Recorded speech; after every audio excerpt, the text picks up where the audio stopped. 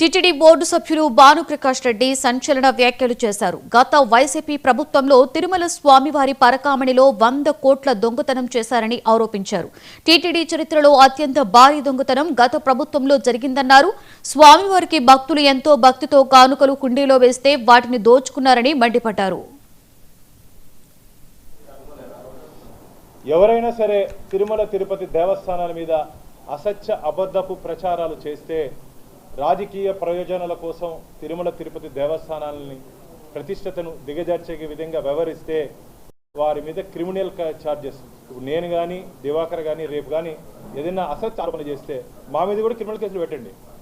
ఎవరిపైనైనా మేము స్వామివారి దగ్గర తప్పుడు ఆరోపణలు చేస్తే మా మీద కూడా క్రిమినల్ కేసులు పెట్టండి. ఇది ఒకవేళ డూప్లికేట్ అయితే మా మీద కూడా ఎఫ్ఐఆర్ కట్టి జైలు వేయండి.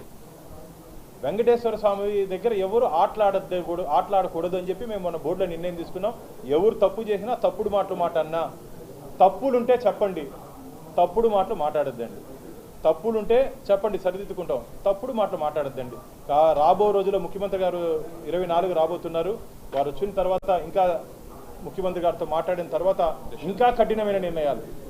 ఎందుకంటే టీటీడీ పవిత్రతను కాపాడుకోవాల్సిన నైతిక బాధ్యత వెంకటేశ్వర స్వామి భక్తులుగా మనందరి మీద ఉంది. ఏదో మా ఒక్కరి మీదే కాకుండా ఇప్పుడు నేను కూడా గతంలో టీటీడీలో జరిగినట్టు అనేక అవకతవకలు మీ ముందు ఉంచడం జరిగింది. కానీ సాక్ష్యాధారాలతో పాటు మిత్రులారా, ఎవరైనా సరే తిరుమల తిరుపతి దేవస్థానాల మీద అసత్య అబద్ధపు